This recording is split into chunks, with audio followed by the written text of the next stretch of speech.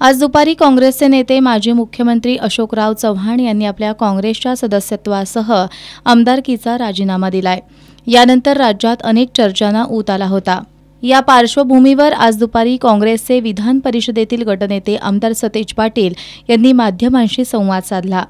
यावेळी बोलताना त्यांनी माजी मुख्यमंत्री अशोकराव चव्हाण यांनी काँग्रेस सोडून जाणं ही दुर्दैवी असून यामुळे काँग्रेसचं मोठं नुकसान झालंय असं सांगितलं।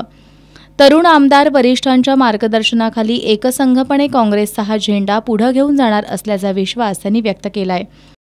या संदर्भात त्यांनी कुठलेही कारण दिलेले नाही, त्यामुळे आता त्यांनी ते जोपर्यंत बोलत नाहीत त्याशिवाय कळणार नाही की नेमकी कारण काय आहेत किंवा यामागची भूमिका त्यांची काय। हे मला वाटतं 1-2 दिवसात कळेल की नेमकी याच्या पाठीमागची भूमिका काय आहे।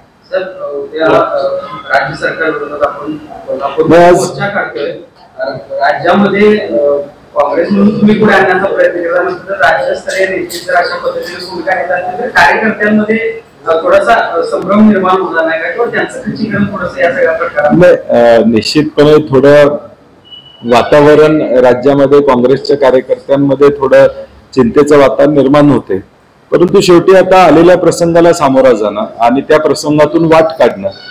दरम्यान सकाळपासून अशोकराव चव्हाण यांनी काँग्रेसचा राजीनामा दिल्यानंतर विविध वाहिन्यांवरून काँग्रेसमधील अन्य काही नेते देखील बाहेर पडणार असल्याची चर्चा रंगली होती।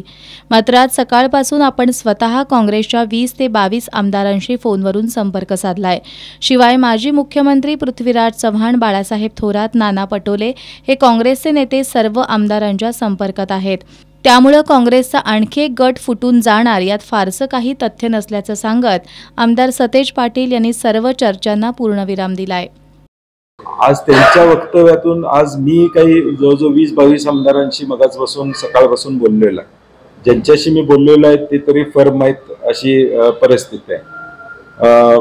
नाना पटोले असतील, थोरात साहेब असतील किंवा पृथ्वीराज भाऊ असतील, ज्येष्ठ नेते सगळ्यांशी बोलत आहेत आणि मला वाटतं 1-2 दिवसात स्पष्टता येईल की नेमकं ही जी बातमी येते की काही लोक जाणार आहेत त्यात फार काय तथ्य असेल असं मला वाटत नाही। सगळे सर्वे पाहिल्यानंतर राज्यात महाविकास आघाडीला पोषक वातावरण आहे। महायुतीबद्दल जनतेत नाराजी आहे, त्यामुळे कुठेतरी राज्यातील वातावरण बिघडवण्यासाठी हा प्रयत्न केला जातोय का अशी शंका असल्याचं देखील यावेळी आमदार सतेज पाटील यांनी बोलून दाखवलं।